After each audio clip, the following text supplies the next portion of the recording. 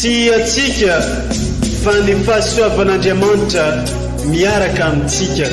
Isika fa ny fahasoavan'Andriamanitra miaraka amintsika noho izy roa tsika sandrivaky sy asantsika miaraka aminy. Ny fianakaviana no taniketsa ipoiran'ny vocation. Déploie ton cœur et viens nous sauver. Délivre-nous de tout. Fa sisika tokoa fa ny fahasoavan'Andriamanitra miaraka amintsika. Sisika fa ny fahasoavan'Andriamanitra miaraka amintsika noho izy roa tsika sandrivaky sy asantsika miaraka aminy.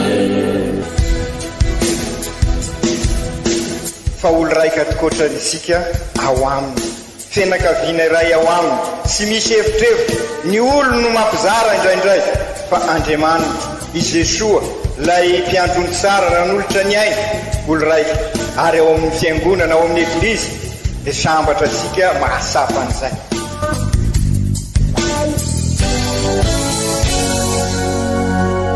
Olo araiky atsika atambatry ny fanahy masina kamiray, olo araiky ao amin'ny Kristy. Fandaram-pampianarana iaranao amin'ny son excellence Monseigneur Benjamin Marc Caramarson eto amin'ny radio Fagnier.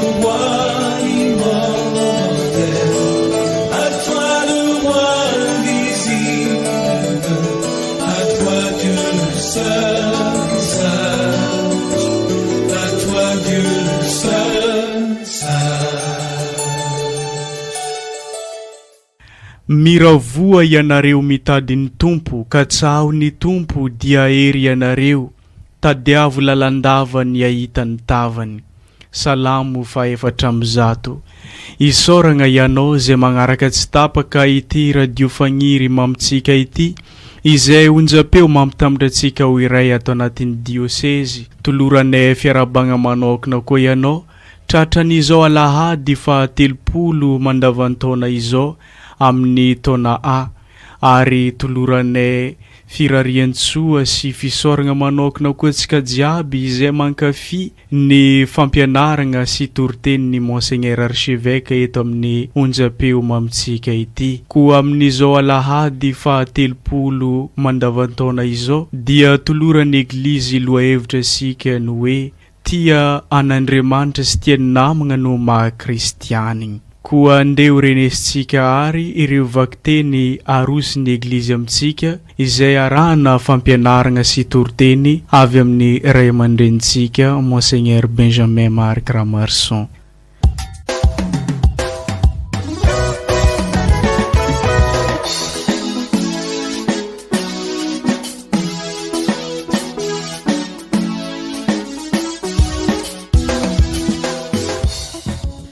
Fankalazagna ny tenin'Andriamanitra, vakiteny masina voalohany, boky Exode.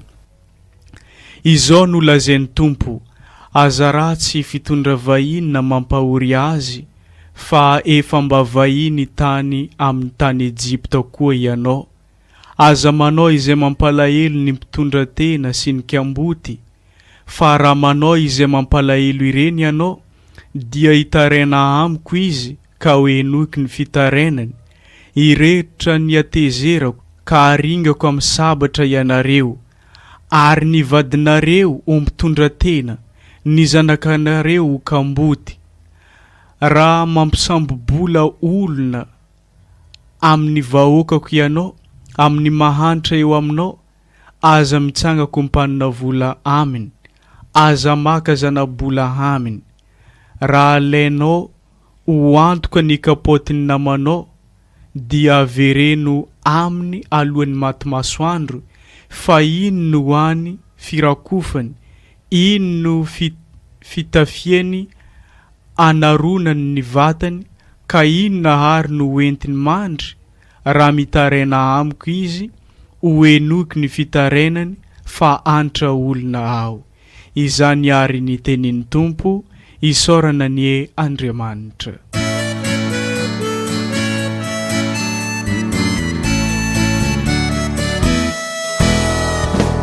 Amin'indrindranao ny tompo satria ianao no fialovako novonjainao ka afakafaka amin'ny fatorako. Amin'indrindranao ny tompo satria ianao no fialovako novonjainao ka afakafaka amin'ny fatorako.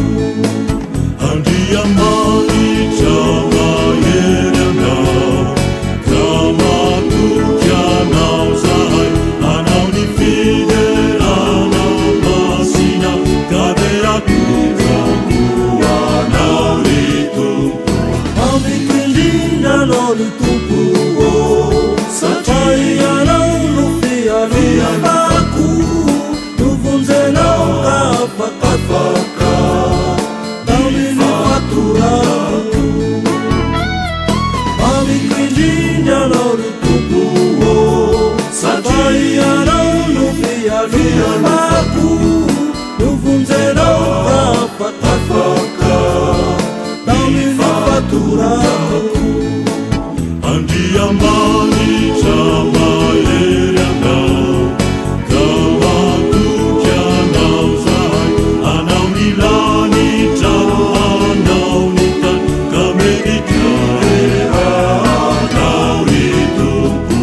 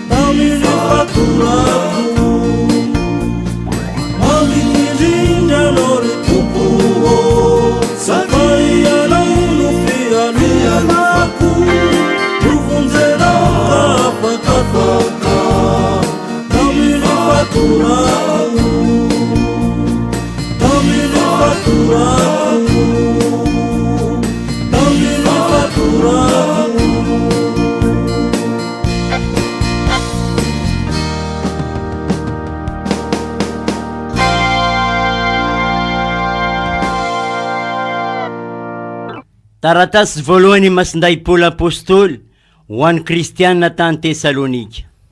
Ry kristianina havana, fantatrareo zay toetranay tany aminareo ho an'ny famonjena anareo. Noho ianareo nandray ny teny tamin'ny fahoriana be sy tamin'ny hafaliana avy amin'ny fanahy masina, dia tonga nanahaka anay sy ny tompo ianareo, ka tonga fakantahaka ho an'ny mpino rehetra any Masedonia sy Akaia kosa indray.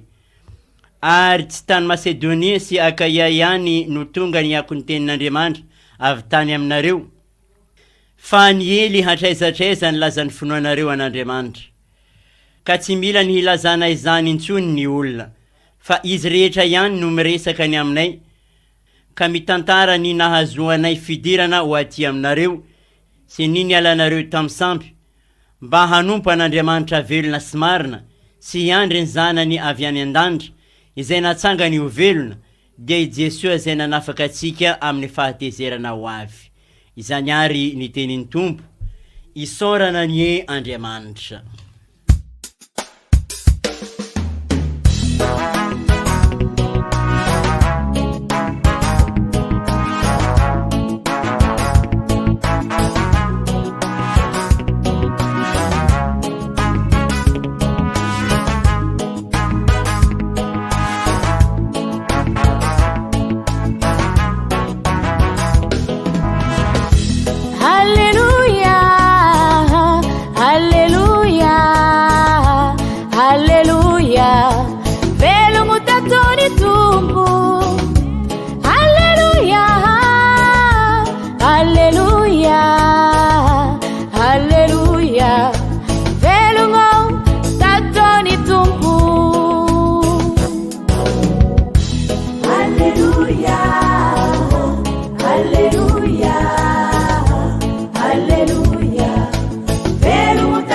ni Mungu.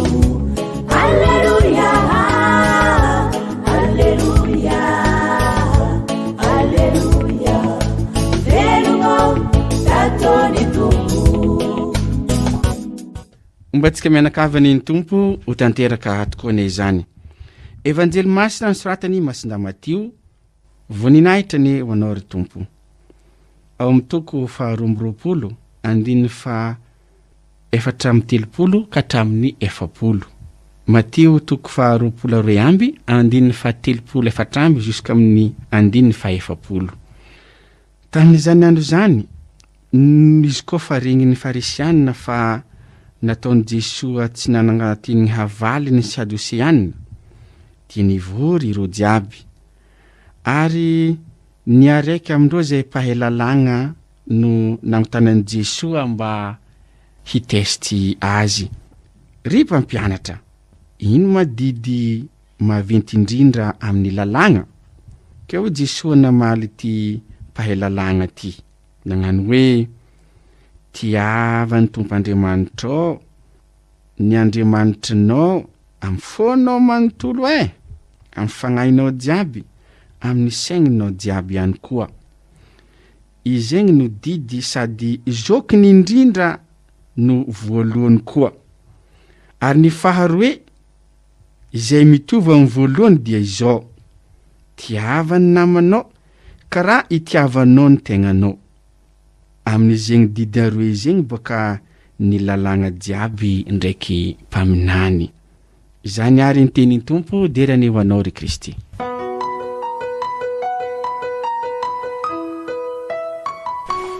Ry kristianina havana, amin'izao lahady 30 mandavataona izao amaranasika ny ty volan'ny rozery ty dia foto-kevitra lehibe no arosiny eglizy amintsika, ho saintsaintsika sy ho alalintsika ary ivelomantsika ny maha nivelomasika azy eo amin'ny fiainatsika andavanandro, ivelomasika araky ny voalazasika tamin'ny alahady lasa teo, anambaratsika ny safidy ka sy ny lôzika n'izao tontolo izao sony no manaintana ny fiainatsika fa ny faiendren'Andriamanitra ka na de mafy toy inona aza ny vokadrasy hoentiny ty korontana virus ampiny fanahy masina isika ka miroso amin'izao départ vaovao,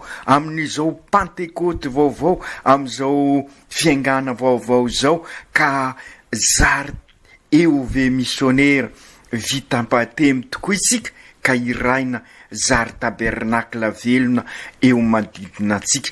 Izay indrindra ny fotom-pampianarana amin'izao alahady 30 mandavataona zao, mba sy isavoan-danitra ny resaka fa ivelomana tokoa ny maha kristianina, olon'ny finoana, olon'ny fitiavana, olon'ny fanantenana araky ny voalazany afatra eo ampelantanantsika, lay afatra fa 8 amin'izao fetresika ny tao-pikatroana vaovao izao, ka tsy inona ny foto-kevitra amin'izao alahady zao fa ny fitiavana an'Andriamanitra sy ny fitiavana namana, zay lazainy Jesosy fa mamitina ny lalàna rehetra sy ny lalana rehetra makany amin'ny tena fiainana, izany hoe ahitasika ny fahavelarana ny mahaolona sy ny mahaolona manontolo araky ny afatry ny papa amin'ny encyclique vaovao tutti fratelli, izany hoe olo araika amin'Andriamanitra isika, mpianaday amin'Andriamanitra isika, mivelona an'izay fitiavana tena izy izay voalazan'i Jesosy eto.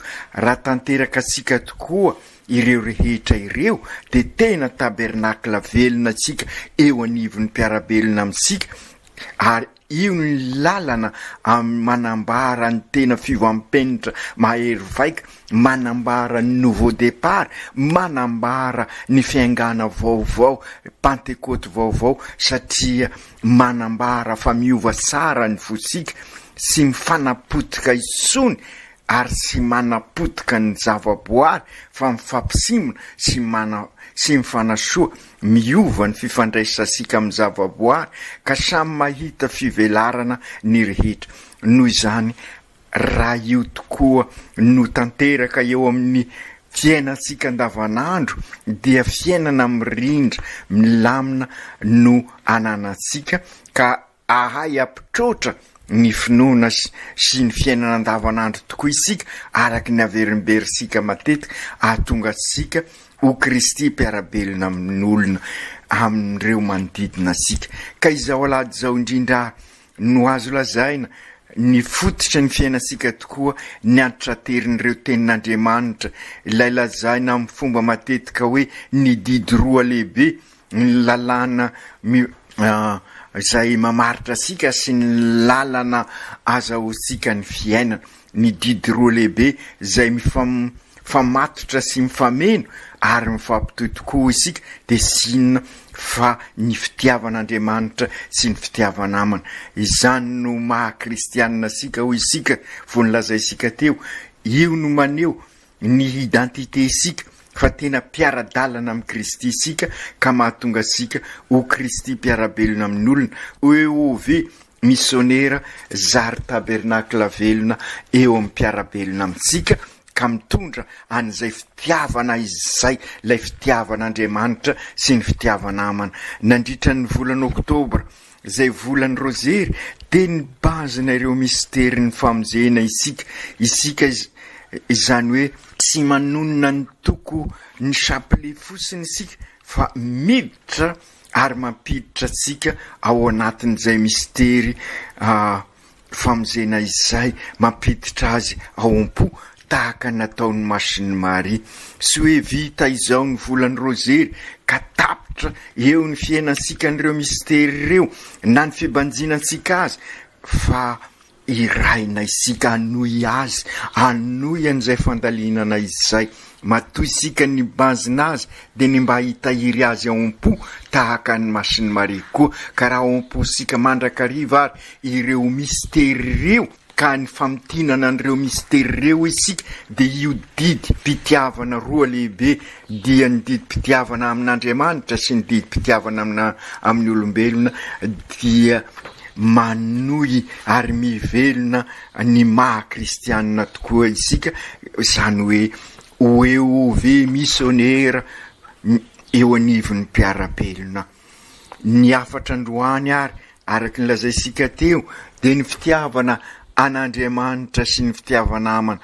Vokatr' izany de isika ihany koa manaza ny hafa ary manaza ny tontolo iainantsika satria ao anatin'ny fifanajana, ao anatin'ny fifampisimbinana, ao anatin'ny fifanasoavana no ivelomansika ireo didy roa zay mifaningotra reo isika dia ny didin'Andriamanitra sy ny didiny fitiavana an'Andriamanitra sy ny didy fitiavana ny mpiarabelona amintsika. Ezaka tokoa isika araky ny averimberisika matetika ho génération mpanorona fa sy mpandrava ka raha génération mpanorona isika dia mivelona an'ireo didy mpitiavana anakiroa ireo.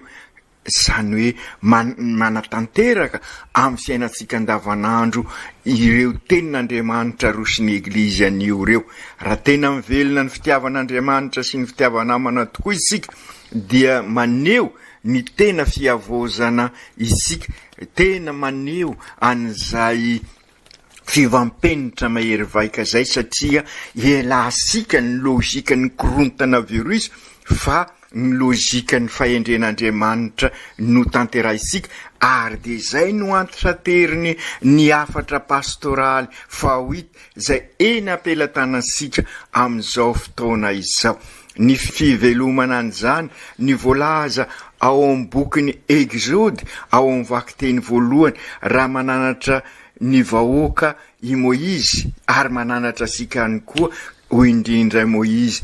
Aza manao izay mampalahelo ny mpitondra tena sy ny kamboty fa raha manao izay mampalahelo reny ianao de hitaraina amiko izy ka hoe noiko hoy ny tompo Andriamanitra ny fiterenana irehetra ny atezerako ka aringako amin'ny sabata ianareo ary ny vadinareo mpitondra tena ny zanakareo gamboty. Afatra napetraka Andriamanitra tamin'ny Moizy zay ka azo lazaina fa sy maintsy tanteraina amin'izao andro sarotra izao raha itysika ny hoavitra araky ny afatra pastoraly. Anisan'ny fandesana tanana ny fifampitsimbinana ary zay ny tenin'ny Papa Antitraterina ao amin'ny encyclique vaovao mba elasika amin'izay fanilikiliana fandrindra fanilikiliana ireo madinika. Tian'Andriamanitra ho sampasika araky io afatry Moizy io fa ny fifandraisana aminy ao anatin'ny fahamarinana sy ny fifankatiavana no tadiaviny. Ny fifandraisana aminy dia sy misaraka amin'ny fifandraisana ao anatin'ny fahamarinana sy ny fifankatiavana ary mentefa amin'izay manodidina fa indrindra amin'ireo madinika sy marofy. Aoka ny trosananantsika araky ny ampenarin'ny masindahapoly mba ho trosa-pitiavana. Oka ifanasoa anao ny soiombonana ho loha laharana isika ifampisimbana fa mpianaday hoy ny Papa amin'ny taratasy ny encyclique farany araky ny lazaisika teo. Sy tokony ho isy sehatra sy idiran'ireo didy roa lehibe ireo na amin'ny politika zay matetika fa sehatra isehon'ny fitapitaka sy ny lainga ary zay no mahatonga ny Papa mananitrantitra fa sy maintsy mivelona natao hoe amitié politique, amitié sociale isika. Izany no hoe ametraka tsara ny tena dikan'izany politika zany. Ny politika dia fanasoavana eo anivon'ny tanàna anankiray. Politika fanasoavana ny tanàna zay misy anao. Ka io fitiavana eo anivon'ny politika io ny mitondra amin'ny fikasana ny soiombona ka mahatonga sika ho taranaka mpanorina mahay mandavorary ny fiainansika andavanandro ka mahay mampitrotra ny finoana sy ny fiainana andavanandro. Lalana lehibe sady lalàna fototra lehibe mahatonga sika ho Kristy mpiarabelona, mahatonga sika hoe ove missionnaire ho tabernakla velona ireo afatra napetraka ny Papa ireo raha tanteraka sika tokoa ireo afatra reo ary nantraterisika ao amin'ny afatra fahawita. I Jesua ao amin'ny evanjely raha nisy nanontany azy ny lalam-piainansika dia sinona fa ny fitiavana n'Andriamanitra sy ny fitiavana amana. Io no ahafahasika iombona amin'Andriamanitra sy mampiombona sika samy sika ka atonga sika ho tena zanak'Andriamanitra tokoa. Ny hoe mitia an'Andriamanitra sy ny mitia namana dia manambara ihany koa ny fanazana n'izao tontolo izao dia ny fanaovana ny marina ka mahatonga sika ampanjaka ny rariny sy ny hisiny amin'ireo manodidina sika ary manao soa ireo voailikilika fandrindra ny madinika mitadiny ny soiombonana ary ny fivelomana an'izany dia mitondra sika amin'ny tena fampihavanana marina zay averimberina matetika sy irisika tokoa ary lazaina fa soa toavina ny mahamalagasy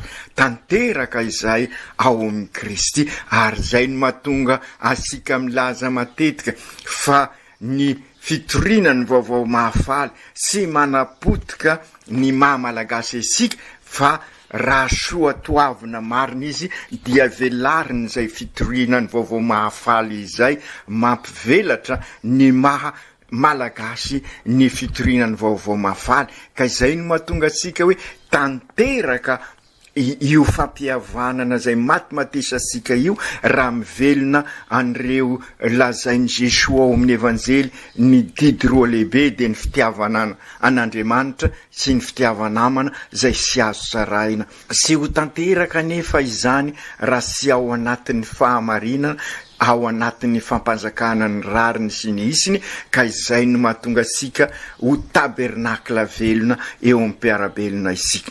Izany koa no ambaran'ny masin-dahapoly ao amin'ny vaky teny faharoa, raha miteny mivantana amin'ireo kristianina tany Tesalonika izy, ary miteny amintsika koa amin'izao alahady izao, noderainy manokana ireo kristianina reo satria nandray ny fampianarany sy ny evanjely, ary de zay koa ho antsika menakavy deraina isika araky ny voalaza sika teo ambony, satria miezaka mba ho Pentecote vaovao, ho départ vaovao izao, fetresika ny taom-pikatroana vaovao zao, afasika miatrika nyty korontana virus ty, ka hiala zay korontana virus zay, fa mba izotra amin'ny fiainana mahazanak'Andriamanitra isika, ahitasika ny fivelarana ny mahaolona sy ny mahaolona manontolo. Ho indrindra i masin-dahapoly ao amin'ny vaky teny faharoa, no ianareo nandray ny teny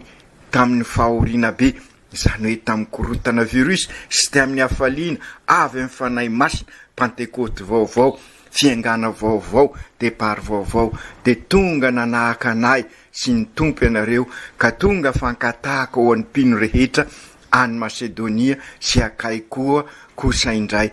De izay tokoa ary kristianina havana, raha mivelonareo didy roa lehibe zay tena mifameno sika ary mifaningotra, de zary tabernakla velona araky io afatry masin-dahapoly io, zary Kristy mpiarabelona eo anivon'ny olon'ny fiarahamonina, zary fahazavana sy fanasina, ary zany ny lalana anorenasika ny EOV missionnaire fianakavian'Andriamanitra isika ka olo raika ao aminy. Izany no resika ary amin'izao fidirasika amin'ny volana novambra izao, amin'ny alahady ho avy zao, dia alahady voalohan'ny novambra, zay ibanjinansika koa ireo avasika zay ny lalana sika, ka atongoka sika amin'ny fankalazana an'ireo zay miaina sy ny velona, na dia sy mora azy zany ireo didy voalaza any Jesoa androany, reo didy ny fitiavana, de ny fitiavana an'Andriamanitra sy ny fitiavana amana, matoy izy reo olo masina, zany hoe masina izy reo satria miompiainana amin'Andriamanitra, ary raha miompiainana amin'Andriamanitra izy dia modely ho asika araky ny afatry masin-dahapoly, ary ty zay no antony ankalazasika azy reo manokana amin'ny izy rehetra amin'ny 1er novambra, satria manambara ny voninahitr'Andriamanitra izy ireo, satria ny fivelomany ny mahazanak'Andriamanitra dia fanehoana ny voninahitr'Andriamanitra, ary zay no mahatabernakla velona azy ireo mbola izy tetỳ tany, ary zay koa no irisika ho ansika ihany koa. Ny faharoa de satria modely ho ansika izy reo, ary zay no anitraterin'ny masin-dahapoly amin'ny vaky teny faharoa. Ary ny fahatelo de satria mivavaka ho ansika izy reo mba ho toto soamantsara isika amin'ity fivahinisika eto an-tany ity, ka ahatonga sika iray lova amin'izy ireo any an-danitra, satria izay no antenaisika.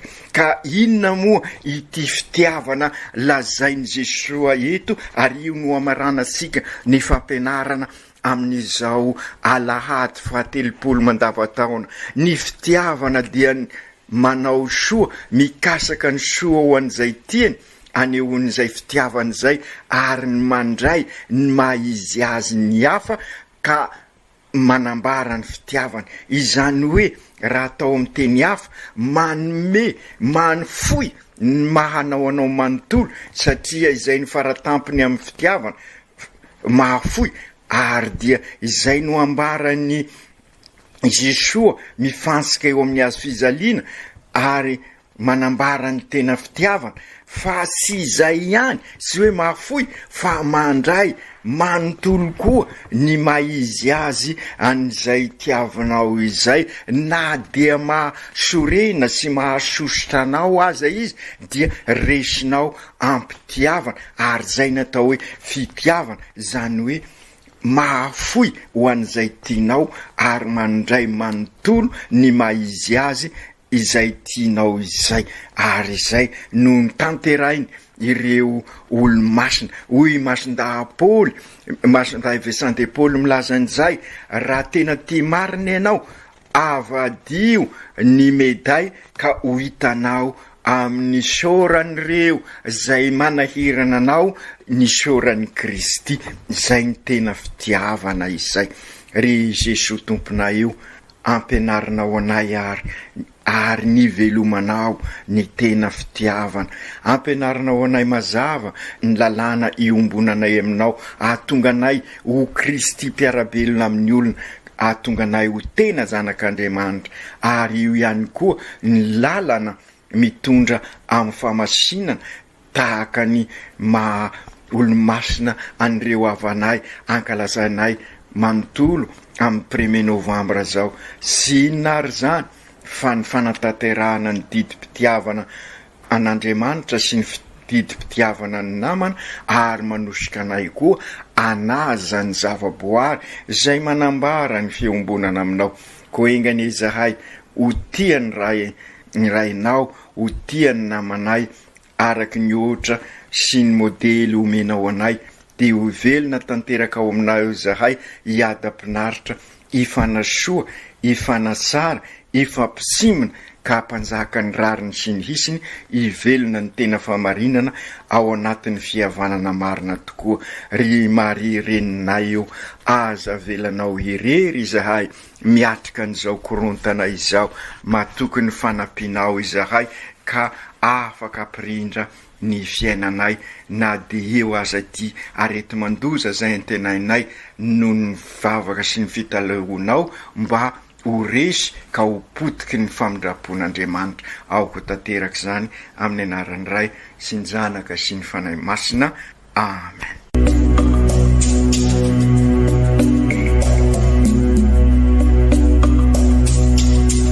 Tsy atsika fa ny fahasoavan'Andriamanitra miaraka amintsika.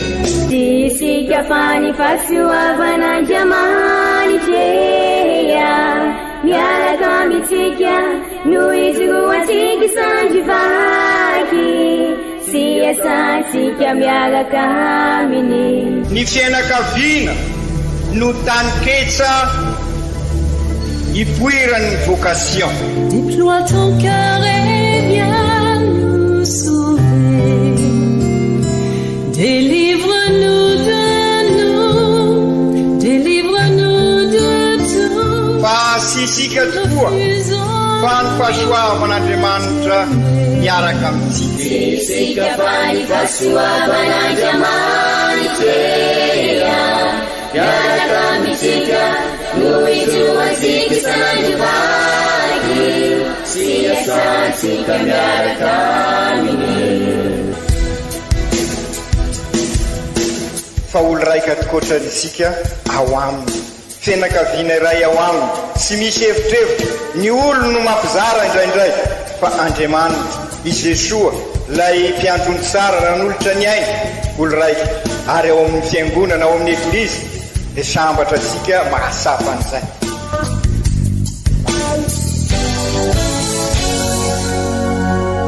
Olo araiky atsika atambatry ny fanahy masina kamiray, olo araiky ao amin'ny Kristy.